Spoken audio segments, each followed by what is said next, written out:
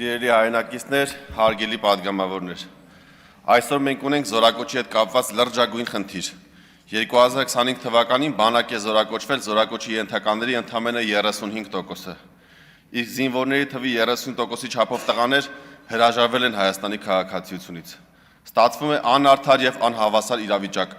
Բանակից խուսափողները ավելի շատ են, քան ծառայողները։ Անարդարությունը շարունակվում է նաեւ ծառայությունից հետո, քանի որ ծառայողները հետագայում մասնակցում են նաև վարժական հավաքների, իսկ խուսափողները շարունակում են մնալ արտոնյալ կարգավիճակում։ Գործող օրենսդրությամբ ծառայությունից խուսափած եւ 27 տարի լրացած անձինք վճարում են 15 միլիոն դրամ։ Այսպես նրանք որոշ չափով փակում են իրենց չծառայելու բացը։ Առաջարկում եմ նույն սկզբունքով քաղաքացիությունից հրաժարվողներից նույնպես պահանջել 15 միլիոն դրամ եւ բաշխել 10 զինվորների միջև, ամեն մեկին տրամադրելով 1.5 միլիոն դրամ։ Առաջարկում եմ նաև տալ քաղաքացիությունից հրաժարվելուն այլընտրանք, վճարել նույն 15 միլիոն դրամը եւ ծառայել 1 ամիս։ Վստահ եմ, այս դեպքում քաղաքացիությունից հրաժարվողների թիվը բազմապատիկ կնվազի, կունենանք հավելյալ մի քանի հազար զինվոր, իսկ 1.5 տարի ծառայողները կստանան 1.5-ից 3 միլիոն դրամ։ Այս մեխանիզմը մեզ թույլ կտա. Առաջին, Հայաստան վերադարձնել 18-ից 26 տարեկան 4000-ից ավել հետախուզվող տղաների։ Երկրորդ, ամեն տարի ծառայության կբերենք գումար ծախսելով բանակից խուսափող հազարավոր քաղաքացիների։ Եվ երրորդ, ծառայությունը կդարձնենք գրավիչ եւ եկամտաբեր։ Գումարները կհոսեն ոչ թե Հայաստանից դուրս կամ կոռուպցիաներների գրպանները, այլ կտրամադրվեն ծառայող զինվորներին։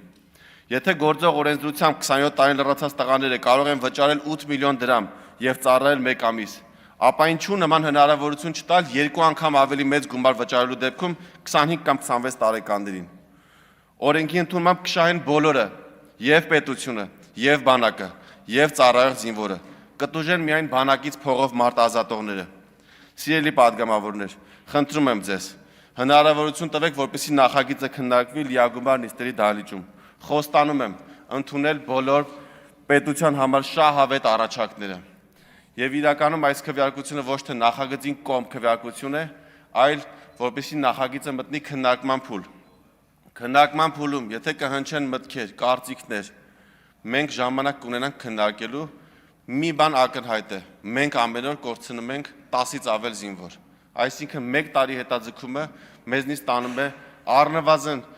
անցած տարվա տվյալներով 2811 քաղաքացիությունից հրաժարված եւ հազարավոր տղաներ, ովքեր տարբեր այլ ճանապարհներով խուսափել են ծառայությունից։